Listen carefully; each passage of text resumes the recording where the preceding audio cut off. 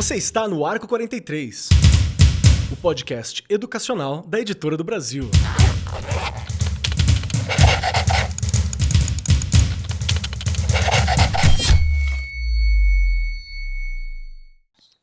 Saudações para você, meu querido professor, minha querida professora. Você que nos acompanha aqui, o Arco 43 Podcast. Seja muito bem-vinda, muito bem-vindo, muito bem-vindo e cola conosco, porque hoje o papo é um papo top de linha. Estamos na frente da discussão, vamos discutir um tema importantíssimo para a prática de aula, para dar aula no dia a dia, como que a gente vai, qual que é a teoria pedagógica que a gente trabalha, como nós trabalhamos. Porque a conversa de hoje será sobre a educação do interacionismo, sua prática e o seu conhecimento. Já ouviu falar sobre a teoria pedagógica do interacionismo? Se não ouviu, hoje você vai conhecer e vai perceber que bacana que é essa proposta.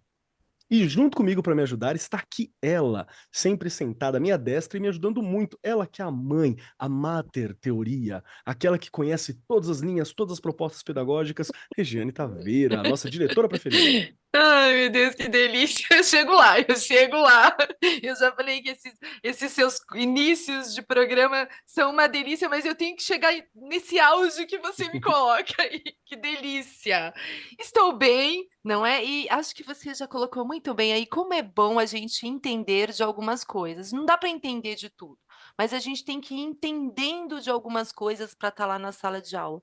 E eu gosto muito destas questões, principalmente falando dos meus pequenininhos lá, não é? E é onde começa tudo.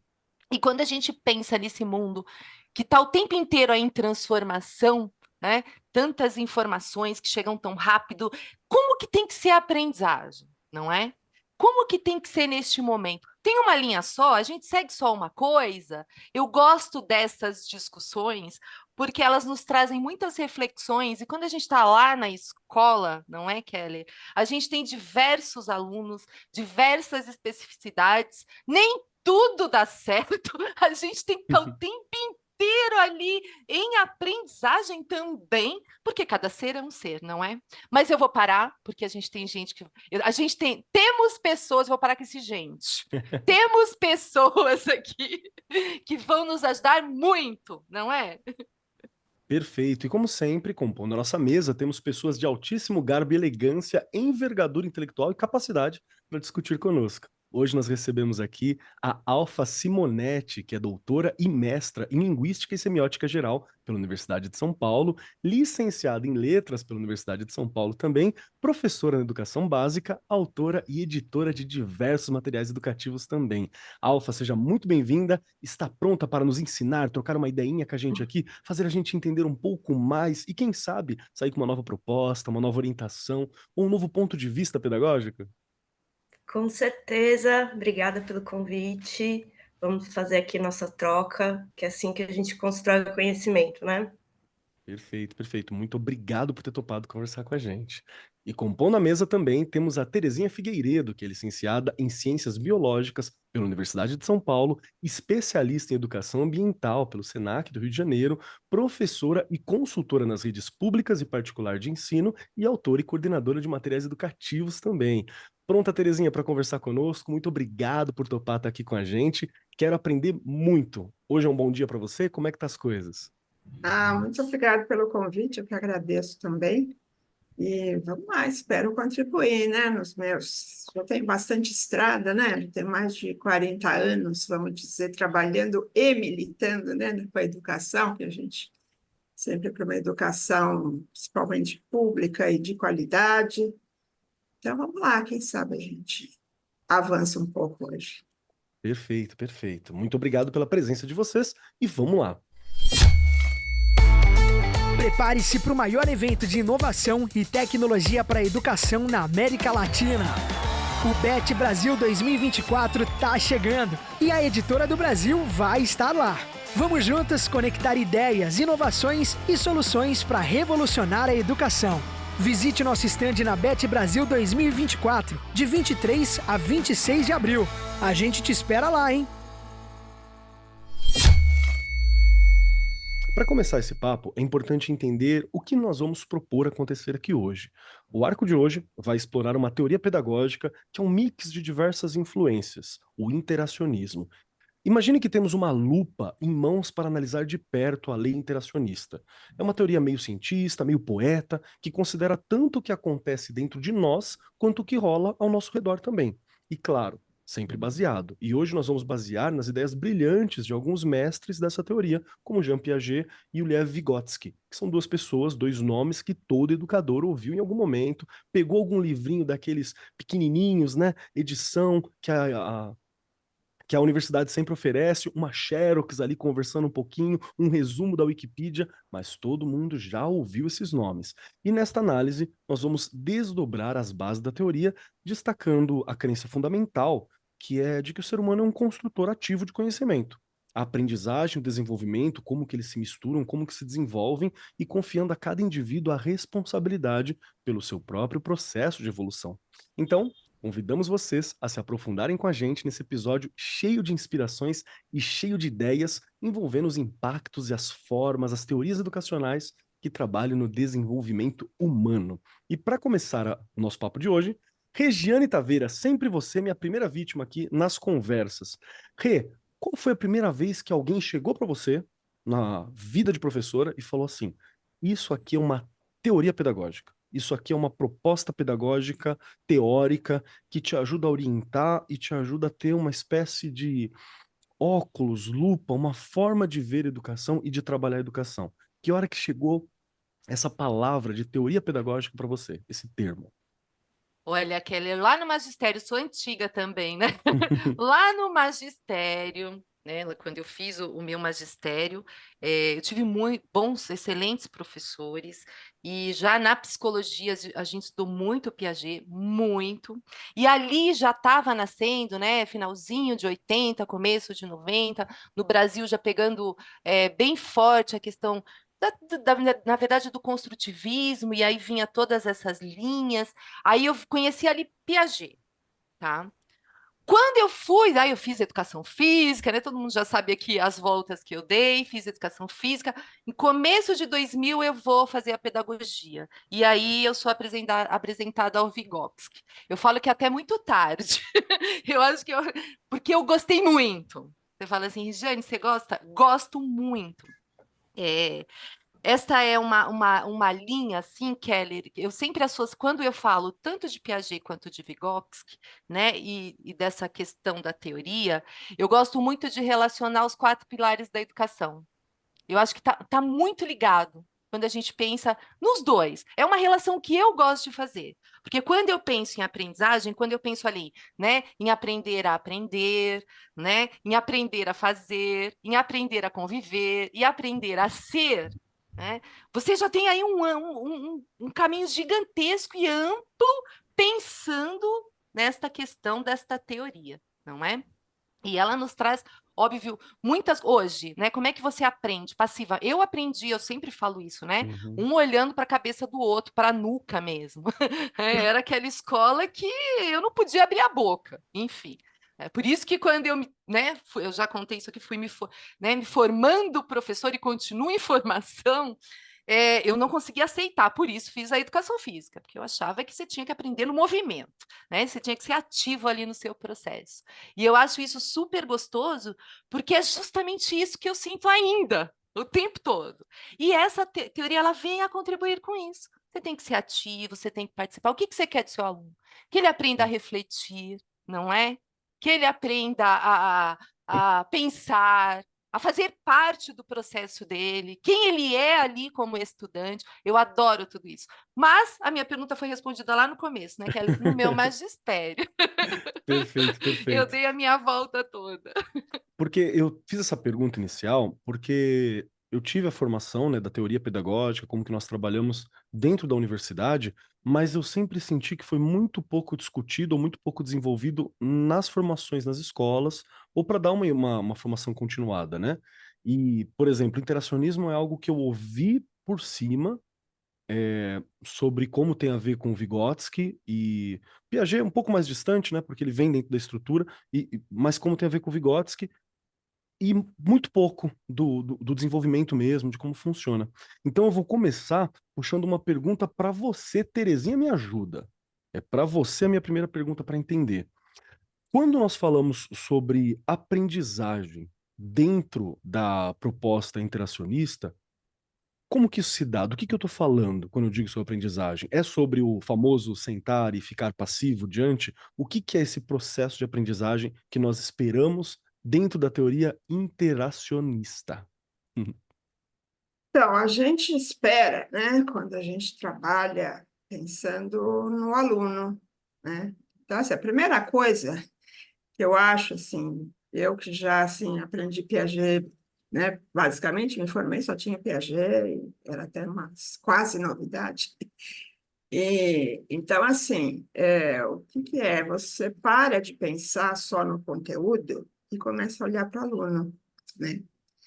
E olhar para o aluno. Então, você não tem só o conteúdo, você tem o aluno, então a escola começa a poder olhar mais para o aluno, né? E ver como é que ele se desenvolve, como é que ele aprende, né? Então, não é como eu ensino, então, a questão, às vezes, fundamental não é como é que eu vou ensinar fotossíntese, mas como é que o aluno vai aprender fotossíntese, né? Então, eu acho que o Piaget, ele fez isso, a gente olhar para o aluno e começar a pensar que a escola é para o aluno se desenvolver, né? E o Vygotsky, o Piaget já tinha um pouquinho disso, né? Mas o Vygotsky contribui mais ainda com a interação o que significa, para ele se desenvolver, esse aluno, o que precisa acontecer, né? Então, ele precisa interagir com o seu meio, interagir com o mundo, interagir com o local, com o global, interagir com os seus colegas, né? Interagir com o conhecimento anterior que ele tem, que ele chega na escola. Então, é isso que eu acho que possibilitou, essa teoria possibilitou a gente pensar nessas coisas, né? Perfeito, Eu perfeito. chamo a atenção aqui para que você mesmo, Keller, você que é do ensino Fundi 2, ensino médio, o que acontece? A Regiane, né? A Regiane, ela fez pedagogia. Todo mundo que fez pedagogia já viu, estudou, talvez teve até um currículo, uma ou duas disciplinas, em que ela viu Piaget e Vygotsky. Para a gente, eu sou como você, quer dizer, que eu sou especialista, você também, então, assim, que trabalhamos mais no ensino fundamental, ensino médio, a gente fez uma licenciatura. E é o que você falou, no máximo a gente viu um xerox do Piaget e um xerox do Vygotsky, tá? A gente passou batido. Então, assim, por isso que, claro, tem alguns, como talvez você e eu, que gostamos disso, falamos, é isso mesmo, a gente se identificou e foi mais a fundo e começou a fuçar mais no que era isso, né? Mas é por isso que na maioria dos professores, e eu falo isso com profunda tristeza, porque há 40 anos eu ando pelo Brasil e, infelizmente, o que eu vejo o quê? Ensino Fundamental 1, como é a formação dos professores de Fundi 1 são pedagogia, então, eles têm muito mais esse pensamento dos alunos interagirem com o conhecimento, interagirem entre si. Mas o que eu vejo em Fundi 2 é exatamente esse cenário triste, que é unicamente as fileiras e os alunos um atrás do outro, né? Fileiras fixas, que jamais se mexem, porque senão faz barulho, porque senão bagunça, porque Verdade. senão a gente atrasa o conteúdo, porque senão não vai dar para fazer nada. E, então, assim, é isso que eu acho que talvez esse interacionismo, ele ainda é muito, infelizmente, eu digo, mas ele ainda é muito... Está dando primeiros passos quando dá no Fundi 2, tá? Ensino médio, né? Então, assim, acho que é fundamental a gente realmente pensar nisso, né? E a gente começar realmente a planejar, que a gente começa a preparar a aula, não é planejamento, que a gente fala em planejamento, os professores já pensam em entregar um papel lá para a diretora, né? Não, como é que eu planejo a minha aula, né? Então, aluno, então, não é só pensar no conteúdo, né? Pensa no conteúdo e qual é a atividade que você vai dar para esse aluno, né? O conteúdo, para ele aprender, ele tem que ter uma ação. É isso que é interação, né? Ele tem que interagir com aquele conhecimento, né? Para poder percorrer um caminho até chegar a entender o que é, por exemplo, lá, o meu exemplo que eu dei, o que é fotossíntese, né? Então, assim, é muito importante isso, e a gente virar essa chave. Assim, quando a gente fala que o Brasil não tem um ensino de qualidade, as pessoas logo acham que é porque os pais dos alunos, as pessoas em geral, o senso comum da escola é assim: escola boa é aquela que enche dá um monte de conteúdo. Aula, aula, o aluno tem 7 aulas por dia, ele vai ainda para casa, tem tarefa, ele faz exercício de monte, então ele tem questionário para responder. Então, assim, para o senso comum, isso que é uma escola boa. E pena que o Brasil não tem isso, então por isso que não tem ensino de qualidade. Não, não é isso, certo? Então a gente tem que virar chave. Não tem qualidade porque realmente a gente não pensa no aluno. O aluno não está interagindo com o conhecimento e não está agindo com o seu meio, né? Então, essa chave tem que mudar. Inclusive, assim, estava pensando até agora, dos programas de TV. Por exemplo, pega a escolinha do professor Raimundo. Qual é o cenário? É o professor ali na frente, ele é o dono do saber, e os alunos vão responder. Tudo bem, é uma comédia, mas o cenário é o senso comum do que é uma escola, né? Verdade. E é igual a escolinha do Golias que eu via quando eu era criança, gente. Entendeu? É a mesma que aparecia na TV. Então, assim, esse senso comum tem que mudar. Tem que aparecer uma escola onde os alunos estão trabalhando em grupo, os alunos estão no pátio pesquisando formiga, onde os alunos estão na biblioteca. Então, você nunca pensa numa escola, como o panorama da escola, uma biblioteca, ou a quadra de educação física. Não, a escola sempre é aquela sala de aula com o professor na frente de pé, só ele de pé, os outros todos sentados, enfileirados e quietos para ouvir o professor passar o conteúdo, né?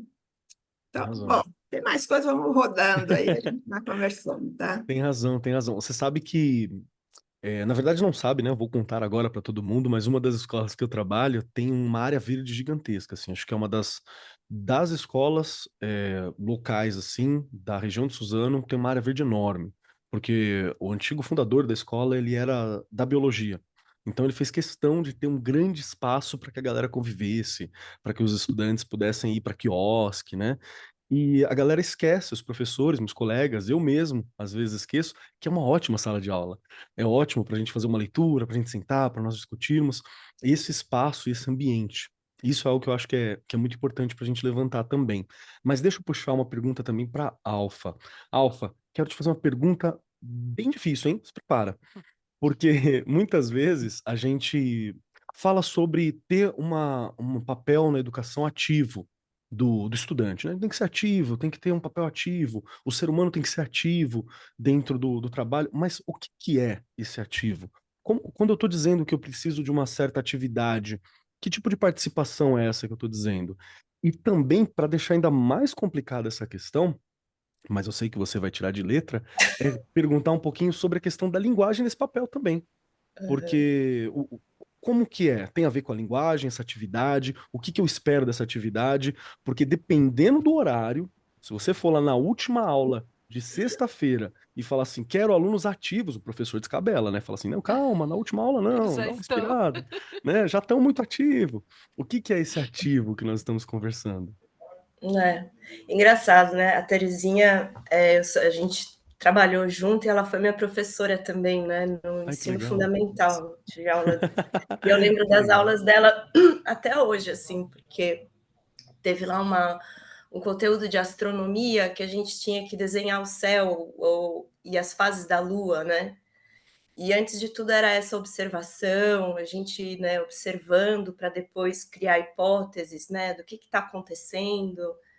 E aí, por meio dessas hipóteses, chegar então no caminho mais abstrato, mais na dedução, né? E é muito marcante, né? Quando você tem uma aprendizagem por meio da experiência mesmo, de estar vivenciando ali. sei lá, como os antigos vivenciavam, né? E como tantas pessoas já olharam para o céu, e esse conhecimento que também é histórico, né? Mas eu já fiz essa pergunta para Terezinha. Eu lembro, assim, porque tem um certo modismo em falar em metodologias ativas, né? Sim. E aí eu perguntei para Tê, falei, mas o que é exatamente isso? E eu acho que a resposta que ela me deu é a melhor mesmo, né? De entender que é justamente o aluno tem que fazer algo, né? É uma atividade. A ideia da atividade é que ele vai fazer algo, né? E eu acho que basicamente o ativo é isso, é o contrário do passivo também, né? E de achar que, de repente, só porque a gente escuta e copia da lousa algum conteúdo, a gente está absorvendo, né, aquelas ideias por osmose, né? Quando, no fundo, a gente precisa se deslocar, né, em direção ao conhecimento para que ele possa acontecer, ocorrer. Agora, você perguntou da linguagem, né? Pois é, aí é bem mais complicado, né? Porque eu vejo que no Vygotsky ele tem uma ideia que é bem importante da linguagem como um intermediário, né? Como um lugar de mediação do sujeito e da realidade e do mundo, né? E isso é realmente uma coisa que tem duas faces, porque a linguagem também constrói o mundo, né, em si mesma. Então, ao mesmo tempo que ela é um intermediário, ela também tem uma parte que ela não é intermediária, ela está ali fazendo suas próprias conotações, né? As conotações não estão no mundo e de repente chegam na linguagem. A Uhum. linguagem que vai montando também esse mundo. Então, na aprendizagem com as crianças, né, eu também dou aula para o Fundi 2 e para o ensino médio, né, que o conhecimento abstrato assim já é algo mais facilitado.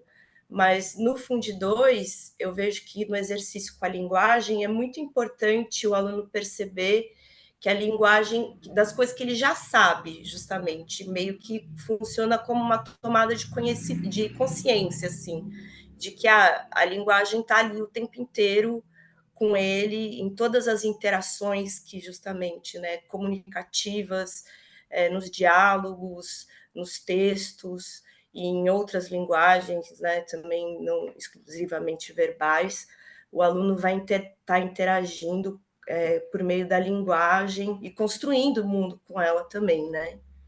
Não sei se eu respondi. Não, eu Eu gostei podia me bastante. recusar a falar, eu não sei. Eu falei um monte de pergunta difícil, posso falar que não sei? Eu aceito, não sei, não tem problema. Mas Tá. você respondeu sim, viu? Pelo menos, eu acredito que eu entendi. Inclusive, posso trazer uma. Terezinha, me julga aqui, hein? Terezinha Alfa, me julga se eu tô correto. Mas me trouxe uma questão de uma aula que eu dei essa semana, por exemplo. Porque em filosofia, chegou na hora da gente falar com o terceiro ano sobre um filósofo complexo, que é o Nietzsche, né? O Friedrich Nietzsche é um cara bem complexo para se falar, porque ele é um filósofo que ele é incendiário, né? Ele é apaixonante quando você trabalha. E para poder entender ele como filósofo do martelo, alguém que quer destruir algumas certezas, destruir ídolos, para que você possa construir por si só essas certezas, eu propus para a sala que a gente fizesse uma discussão sobre algumas coisas que a gente acha essencial. Então, nós conversamos sobre a estrutura religiosa, né? Quais religiões que tem, as estruturas religiosas. Aí tinha uma aluna que ela conhecia muito sobre a estrutura católica. E foi muito legal para explicar que tem o padre, aí tem o bispo, aí tem o arcebispo, a gente conversando sobre essas questões. E um outro aluno que gosta muito de política, que ajudou também na discussão sobre as estruturas políticas. E aí depois a gente veio falando que quando Nietzsche quer quebrar algumas certezas, inclusive essas que para a gente é tão natural, ele propõe na filosofia dele que quebra, é por isso que é uma filosofia incômoda muitas vezes. Então, foi muito bacana, porque nós tivemos uma aula inteira só para conversar sobre essas coisas que estão em volta, estruturas familiares, estruturas de certeza, estruturas de segurança que a gente tem, para na aula seguinte entender que o filósofo do martelo pretendia quebrar essas coisas todas. Então, meio que casei ali uma aula de conversa, onde trouxemos essa fala com uma aula mais expositiva, explicando como que a teoria do Nietzsche, como que ele via algumas dessas estruturas, né? Como que ele criticava essas estruturas. Então, meio que eu dei uma casada ali. Eu acho que casa um pouquinho com o que foi dito aqui. Não tenho certeza se foi mais ou menos nesse caminho que nós conseguimos fazer.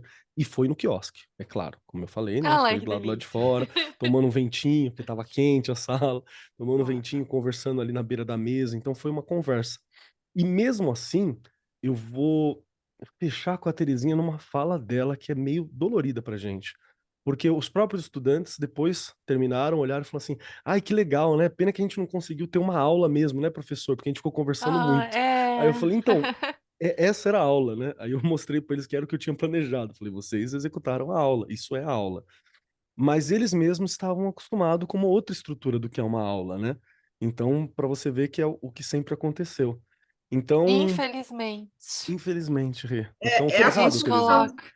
é o senso comum, né? O senso Exato. comum é esse, precisa ser isso que é aula. Mas E aí, Provavelmente, se tava ali? você e Acertei mais ou outros menos? professores, desculpa, se você e outros professores da escola começarem a dar aulas desse tipo, aí eles vão começar a ver que a aula, né, que isso é uma aula, certo? Que você fez foi aula. Então, assim, é porque deve ser vários outros professores, a maioria talvez, não deu uma aula desse jeito, né? Então, a concepção vai ficando. Você vai confirmando o senso comum em vez de mudá-lo, exato. né? E foi E muito demora para bacana, né? desconstruir isso, demora Com certeza, muito. Rê. Eu sinto isso lá com os meus pequenos. É uma A gente cultura, tem né? hoje 17 dias, 18 de aulas seguidas, se a gente for colocar letivo, e aí eu escuto muitos pais: ah, mas a professora ainda não mandou lição de casa. E ainda é um momento todo de acolhimento, de você conhecer aquela criança, de entender quem ela é, não é? E os professores também que chegaram novos. Então, eles a antiga escola, mas ela ainda existe muito, como a Terezinha colocou muito bem, era conteúdo, era lição de casa, eram 10 páginas para casa, era uma. Então, até a gente desconstruindo tudo isso né? E aí, o que vem como comprovação da aprendizagem? O desenvolvimento deles daqui a uns dias. Hum. Não é? Porque acontece, a gente percebe daqui a um mês, né, a parte social ali das crianças que acabaram de chegar do primeiro aninho. E olha que quem me questionou isso foi uma mãe de primeiro ano. Criança que tem 5 anos e meio vai completar 6. Não é? Então, aí você olha e fala, gente, né, como a gente precisa desconstruir, mas nós vamos desconstruindo. E também, né, a Terezinha, a Keller e a Alfa, a gente também colocar que há professores que pensam dessa maneira. Sim. Por isso, como o Keller colocou também aqui, por isso que eles estão acostumados. Então, talvez tenha vindo lá até de um e-mail, a gente está falando da antiga pré-escola, que dava lição, não é? O tempo todo. Então, a gente vai desconstruindo isso para entender que tem todo um processo para a gente começar o processo de alfabetização ali com eles, né? A hora que a Terezinha colocou aqui também achei isso fundamental, a gente entender como esse aluno aprende. Como ele aprende, né, Keller? Agora você colocando o seu exemplo, eles vão entender que eles estão aprendendo daqui a um tempo.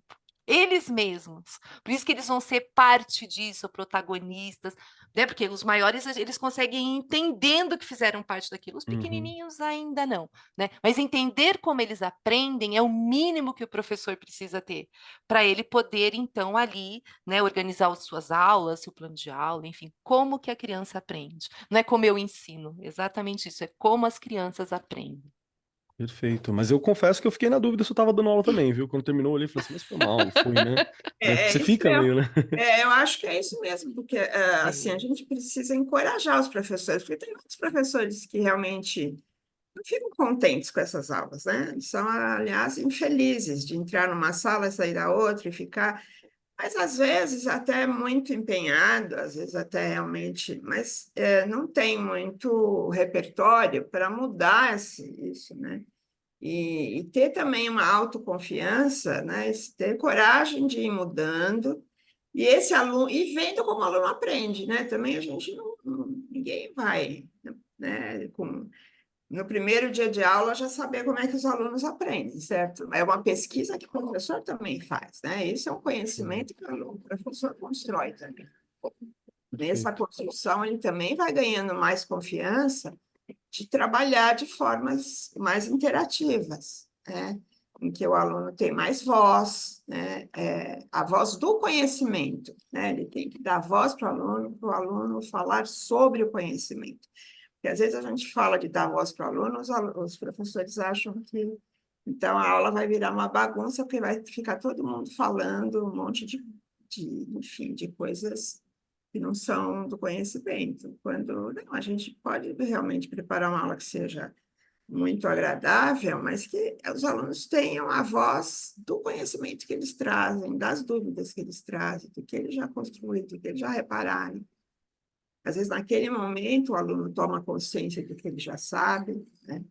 Ao falar, que é isso que a Alfa falou, né? Quer dizer, ao realmente a linguagem, na hora que ele vai expressar, ele percebe o que ele já sabe, né? E percebe, às vezes, as dúvidas que ele tem, na hora que ele está expressando, né? E o professor também, nessa hora o professor fala, é assim que ele pensava, por isso que ele não entendia. Então, agora eu vou ter que mudar um pouco o jeito, porque eu saquei, é isso que está impedindo dele aprender.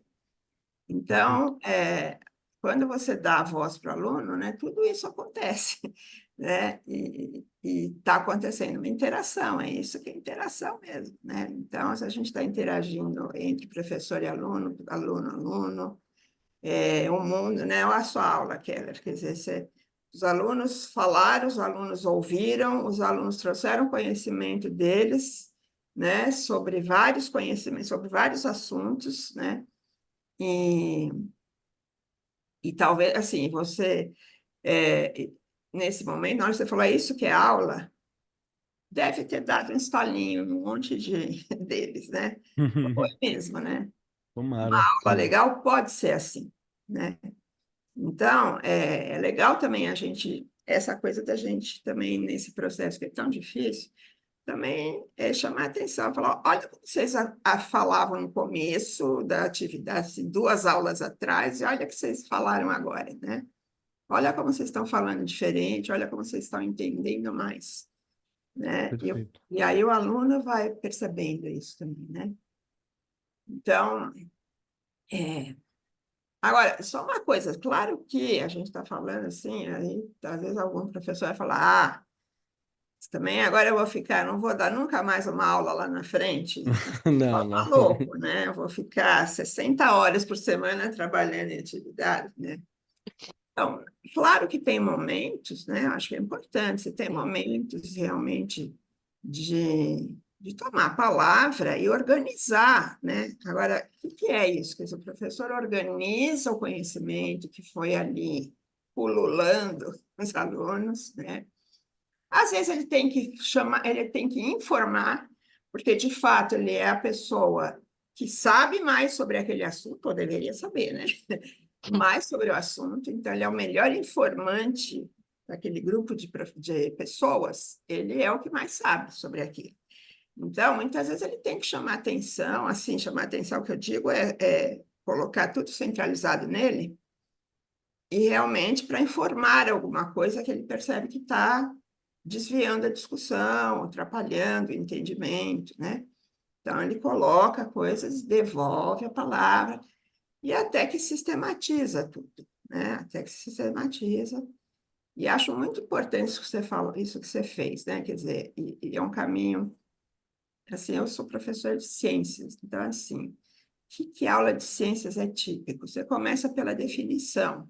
Entendeu? Hoje nós vamos aprender o que é fotossíntese. Fotossíntese é o processo pelo qual a planta fabrica alimento através da água e da luz. Vocês conheciam isso alguma vez? Em algum momento eu ouvi isso aí, tenho certeza. Então, o professor começa por aí, tá? E quando é importante, ele talvez falar isso, porque isso numa primeira aula em que o aluno nunca ouviu falar, já até ter ouvido falar, mas não sabe direito o que é. É uma coisa, se o professor falasse com essas mesmas palavras, ao final de 40 minutos pensando sobre isso, é outro significado. É verdade. Tá? Então, ele está sistematizando uma discussão, uma coisa que um monte de gente ali falou, um monte de gente viu, trouxe conhecimento, foi por um caminho meio errado, o outro foi por outro caminho meio errado, foram se acertando, foram dando dicas um para o outro.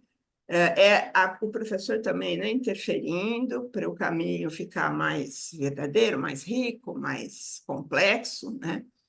E aí, no final, se sistematiza. Então, assim, aí você define, ao final de um percurso, aí a gente vai definir, então, o que é fotossíntese afinal. Então, isso é importante, né? Quer dizer, a gente ter um caminho até chegar, né, àquilo que o professor fala, e muitas vezes não é tão simples assim só dar uma definição, às vezes realmente precisa dar uma aula, né? Precisa, por exemplo, sei lá, talvez você vai precisar de uma aula para informar mais sobre o Nietzsche, realmente, né, o que compõe o pensamento dele, as obras que ele fez. Então, assim, aí cabe uma aula expositiva, obviamente, porque isso já tem significado para o aluno, isso faz sentido para ele. Então, quando faz sentido, é muito mais fácil de você ter, inclusive, uma classe disciplinada, né? Uhum. É Porque, verdade. assim, aquilo está fazendo sentido, então você não precisa chamar a atenção do aluno e falar, ó, vem aqui para... Não, ele sacou, ele já sabe que tem coisa a ver com o que ele falou, coisa com o que ele viveu, então, obviamente, ele tem muito mais motivação, né, para ficar quieto e ouvir, então, a sua sistematização, sua informação. É porque ele tem voz e ele está participando ativamente daquele momento, né?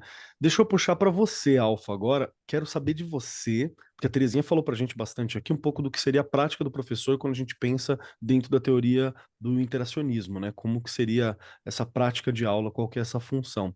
E eu vou te confessar que, para mim, eu acho que uma das coisas que deixa nós, professores, meio inseguros é porque parece, a uma vista superficial, que os professores estão fazendo menos, estão ensinando menos porque a gente está falando menos. Bom é quem fala muito, né? Bom é quem está lá fazendo.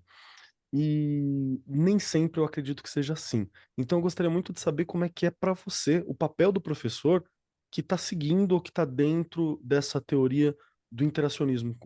Qual que é a ação dele, como que é o papel, o que que se espera dele, se ele tem, o que que é essa função de mediador do conhecimento que nós estamos citando aqui, que a Terezinha deu bons exemplos, inclusive. Uhum.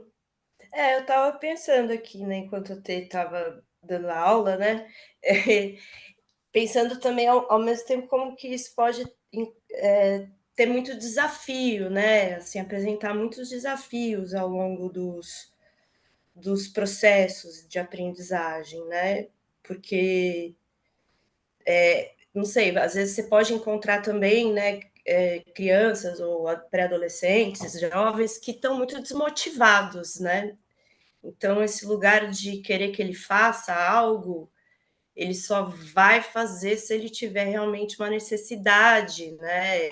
Se ele tem o desejo, a vontade também, né? Então, quando o professor precisa ser esse motivador e encontrar quais que são as necessidades e os desejos, né, do aluno, da turma, é bem difícil, assim, porque é do tipo você usando de todas as estratégias possíveis até ver ali em cada um algum deslocamento, né? Alguma atividade mesmo, porque acho que e é isso, tem que ir de encontro com os interesses dos alunos, né? Então, o que eles gostam é de games, mas assim, eu não entendo nada de games, como é que eu vou fazer?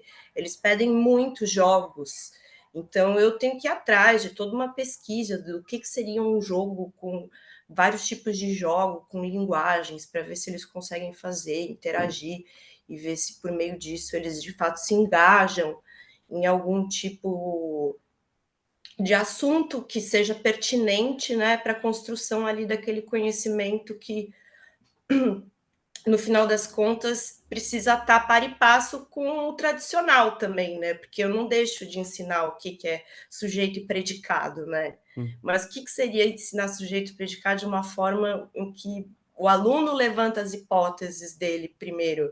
É complexo mesmo, assim, é uma coisa que não sei, é meio também Regi, né?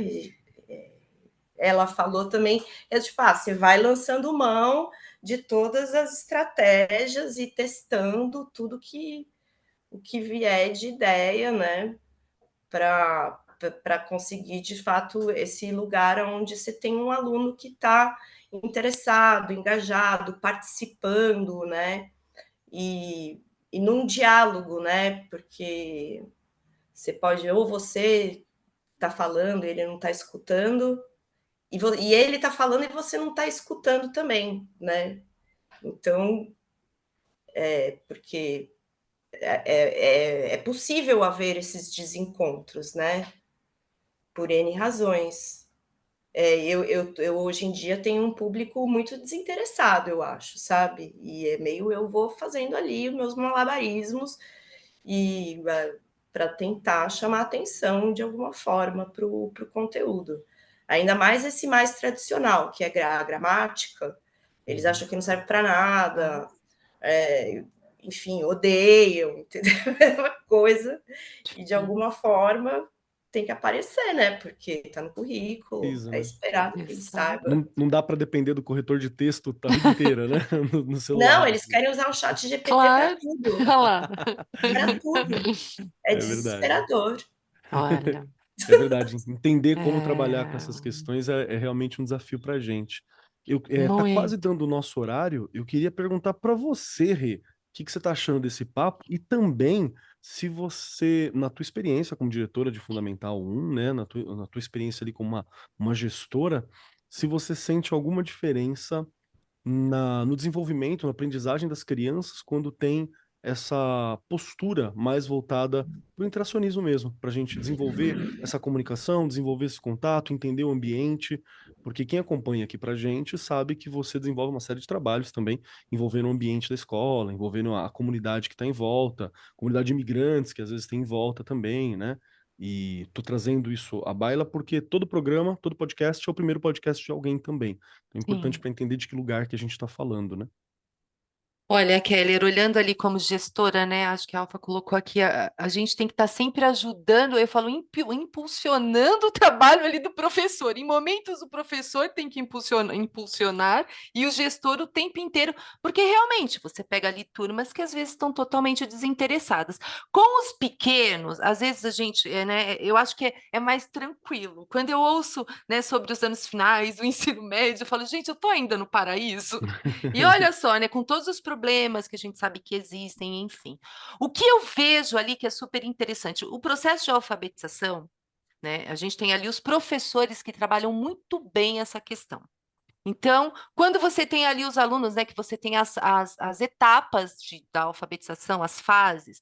Então, quando você coloca, né, a questão das duplas produtivas, as pessoas ficam muito, mas o que é isso? Como que é? Você tem que também saber trabalhar essas questões. Você vê a turminha dar um salto.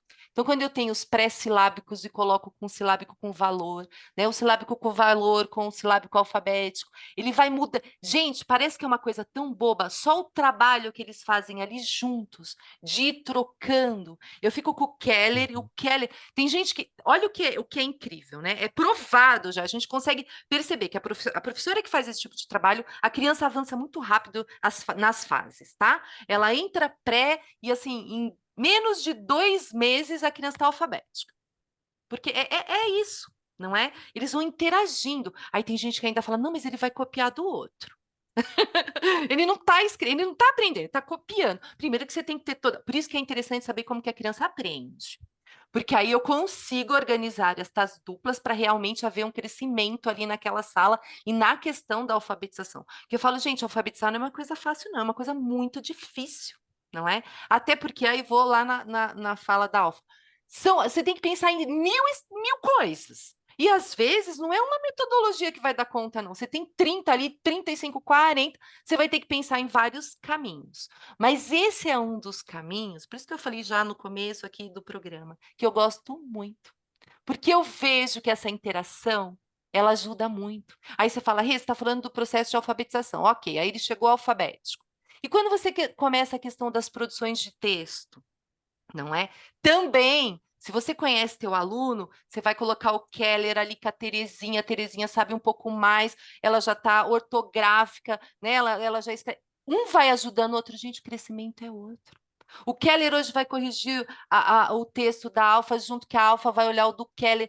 Essas coisas deles irem trabalhando em grupo, trabalhando em trio, em dupla, porque eu falo, né? Ele tem que passar por todo esse processo que é o que não faziam com a gente antigamente. Você começava individualmente, terminava individualmente. Não, você começa em grupo, e aí ele vai, até que individualmente, ele vai dar conta do que você está pedindo.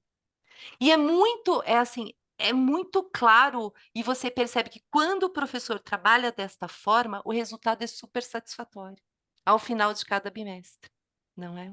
Te respondi? Eu adorei, Eu falo eu demais, eu adorei. dou tanta volta. Não, você deixou bem claro que sim, que tem um impacto na formação da criança, como se desenvolve, e É, também deixou bem claro que tem um papel do professor ali para acompanhar esse desenvolvimento, né? E ver para onde que está importantíssimo, caminhando. Eu gostaria importantíssimo. muito que a gente pudesse continuar esse papo a partir de um outro ponto também, mas já está dando o nosso horário. E eu preciso avisar nossas participantes aqui que nós temos uma prova final, porque aqui é aquela parte nossa que é bem assim, o de sempre, né? Prova final, no fim do programa, se preparem, surpresa ainda. Tradicional conteudista. Tradicional, conteudista. A gente só não tá sentado um atrás do outro porque a gente tá no digital aqui, senão a gente tava Ô, também. Keller, Oi, posso só completar o que a Regi por falou? favor, Eu acho que eu não Terezinha. quero perder essa oportunidade, porque Fica à aí vontade. a criança está alfabética, aí ela vai para o Fundo 2. E o Fundo 2, o que vai falar que é muito comum hoje em dia, né? O Fundo 2 chega assim, eles não sabem ler. Então, é uma coisa assim, que é muito, bem interessante, né? E que até, não sei se na sua escola tem, mas eu vejo que a maioria das escolas não tem essa transição de professores falando de Fundo 1 falando com Fundo 2, né? Para que vejam que esse trabalho tem que continuar, né? Sim. Então, não é porque a criança está alfabética que ela sabe ler, e que ela já sabe ler texto de ciência, de geografia, de filosofia, de história, tudo. Não, ela sabe ler, ela é alfabetizada. Você que é professor de ciências, você vai ter que Isso mesmo. ensinar ela a ler texto de ciências. Quem é professor de história vai ter que ensinar a ler para o texto de história. E vai ter que ter atividade de leitura na sala, né? Então, as crianças lerem em dupla, em trio, lerem em voz alta, lerem em voz baixa, quer dizer, ter a hipótese sobre o texto, decodificar aquele texto, reescrever o texto de uma outra forma. Então, assim, para ele aprender também a ler, né? Acho importante isso e vai até o ensino médio isso, né? No ensino médio também, que você tem que ter atividades em que eles façam relatório de leitura, né? Que realmente tenham coisas, tenham ações a fazer junto com a leitura, né? Eu queria não perder isso, que eu acho super importante isso, né? Não, perfeito. Não, realmente é importante. Eu sinto muito isso também quando eu trabalho com fundamental 6º ano, 7º ano, porque os textos de história, no geral, nessa idade normalmente eu trabalho história, eles são textos que carregam muita coisa, porque eles estão conectados a uma experiência passada, né? Você tem essa questão da história que tem uma ação e reação ali.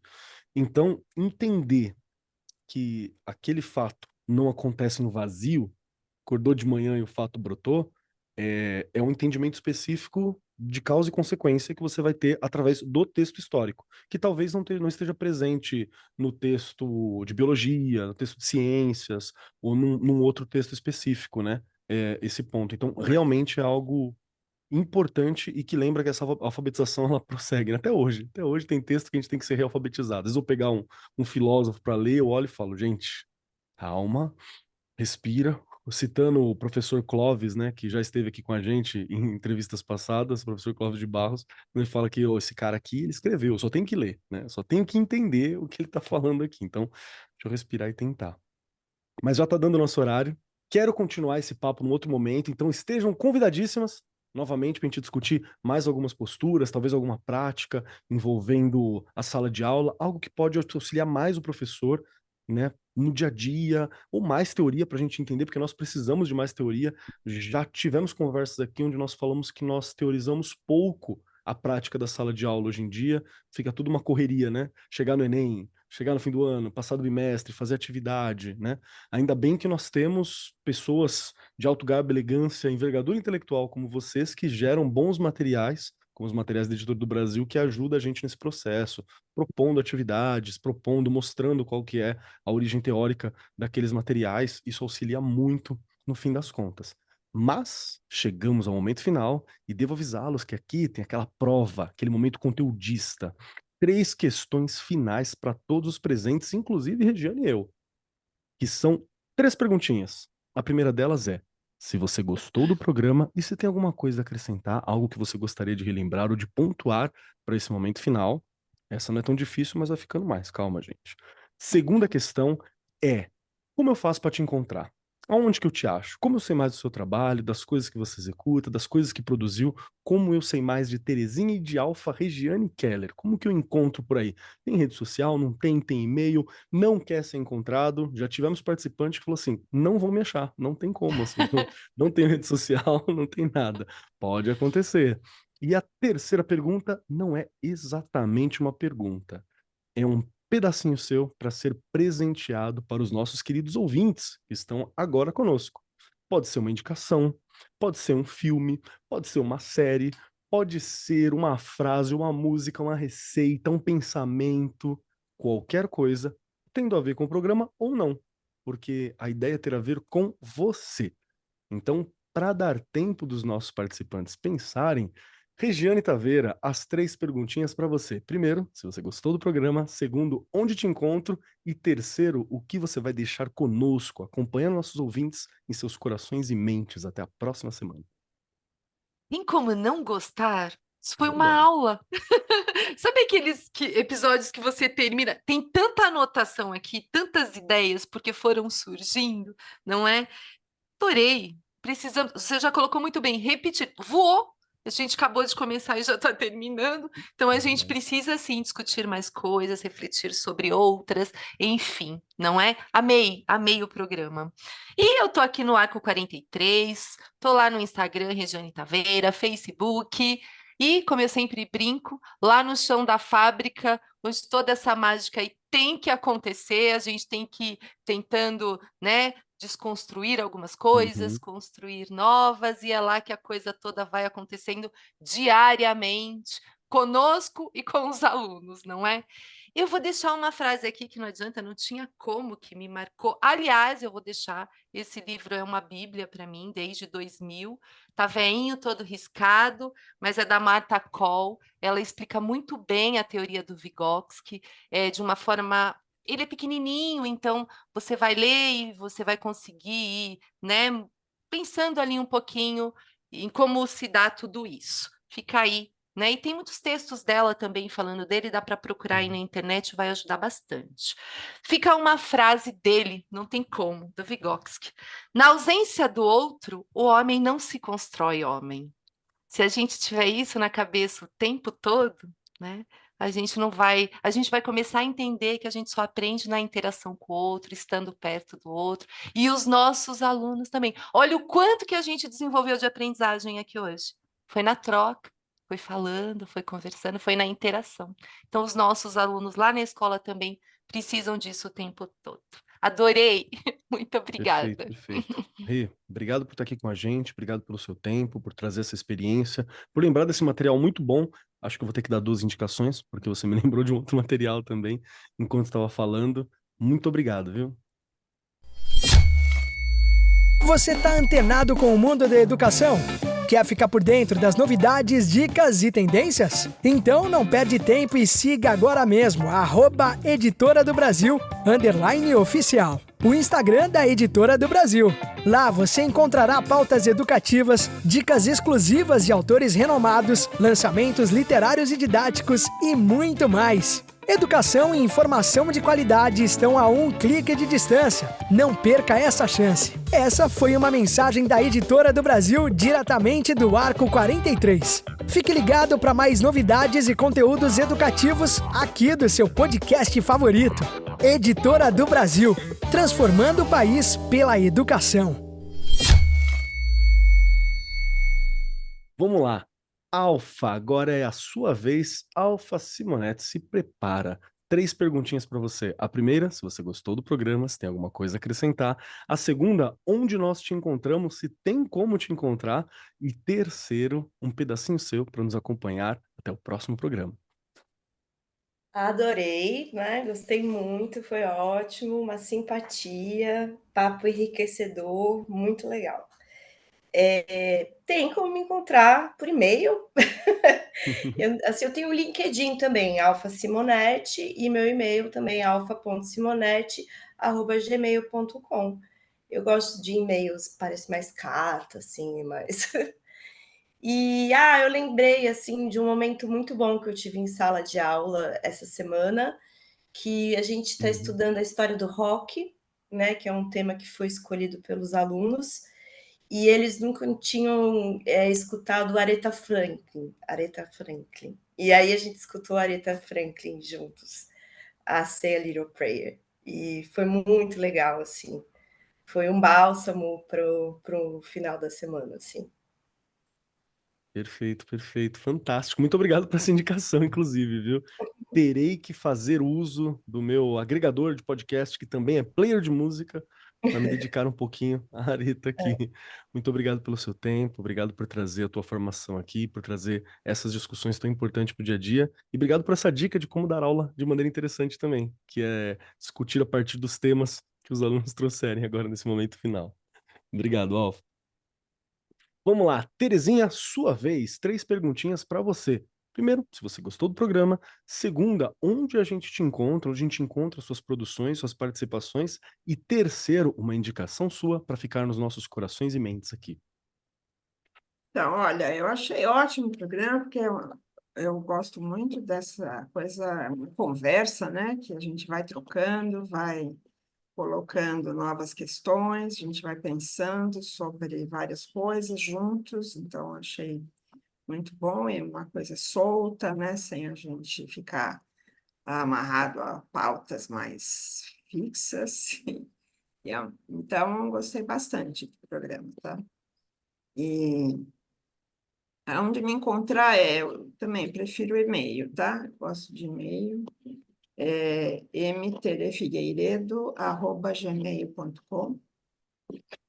E a minha indicação, eu estava pensando aqui, vocês me pegaram de calça curta, né? Aí eu podia ter pensado um pouquinho mais nisso. Mas eu lembrei que essa semana mesmo eu assisti um filme que é sobre o Einstein, tá? E eu acho muito legal a gente ver assim como é que ele pensava. É um filme que o filme é um filme montado, porém é montado em cima de falas dele, né? Então tem às vezes algum filminho real misturado com o artista que faz o papel de Einstein.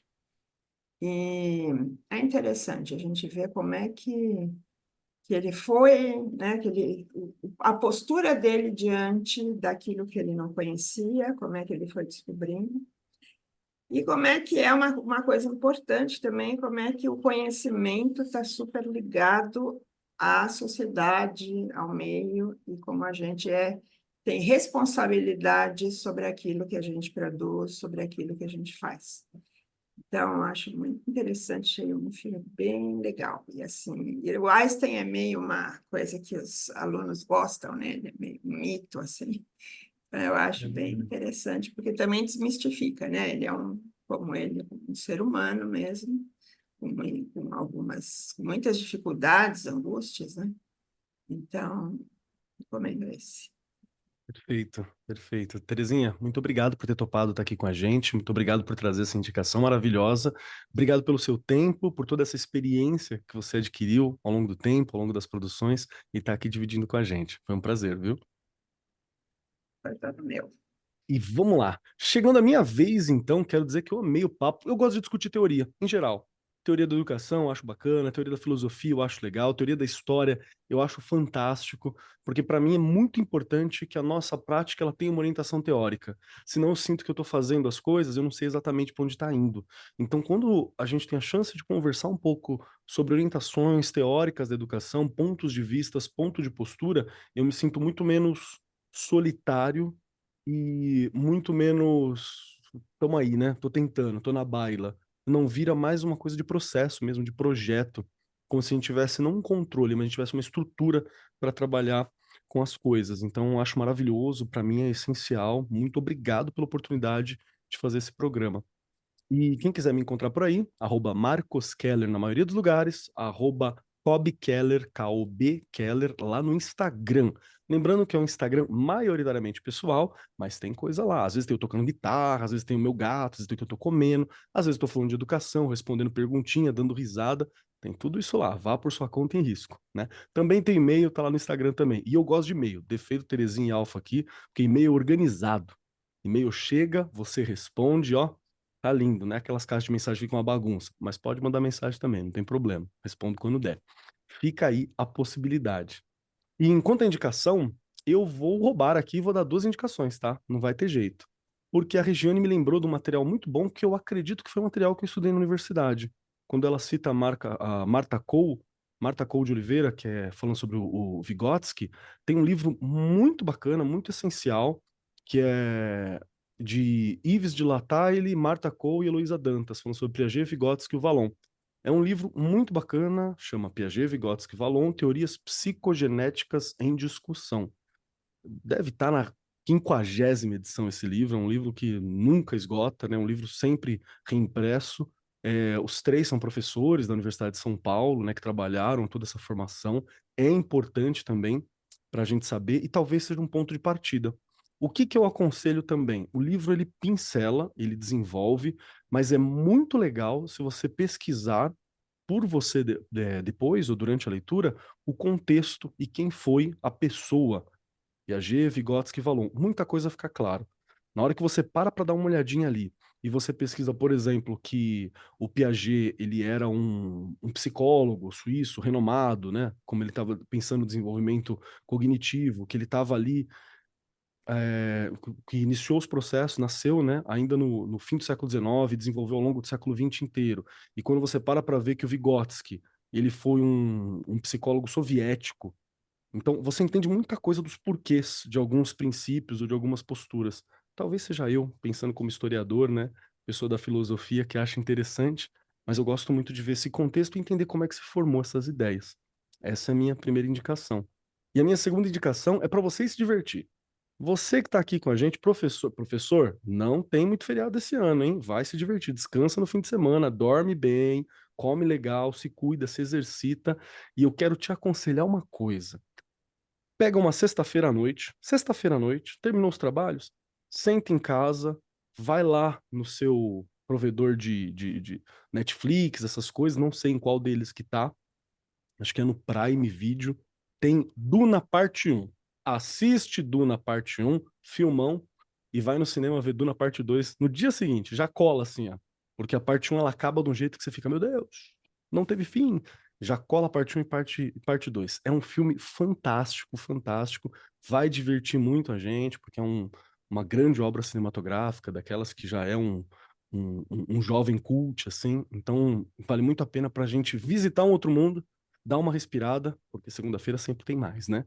Então, descansem, respirem, meus colegas professores. No mais, muito obrigado a todos que estão aqui, obrigado pela oportunidade desse programa, Terezinha, Alfa, Regiane, obrigado, equipe da Editora do Brasil, equipe que está aqui por trás, muito obrigado por esse momento, é sempre um prazer. E você que está ouvindo a gente, você, meu querido professor, minha querida professora, ouvinte, gostou do programa? O que você acha de levar esse programa para a sua hora de trabalho pedagógico? Para o seu ATPC, para o seu HTPC, para o seu momento de discussão. Compartilha com o colega. Fala, colega, olha aqui, ó, pra você estudar um pouquinho mais.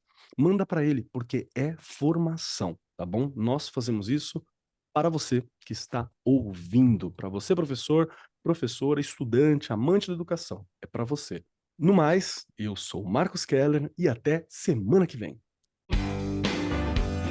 Este programa foi apresentado por Marcos Keller e Regiane Taveira. Gravação e edição, Agência Bowie. Produzido pelo Departamento de Marketing da Editora do Brasil.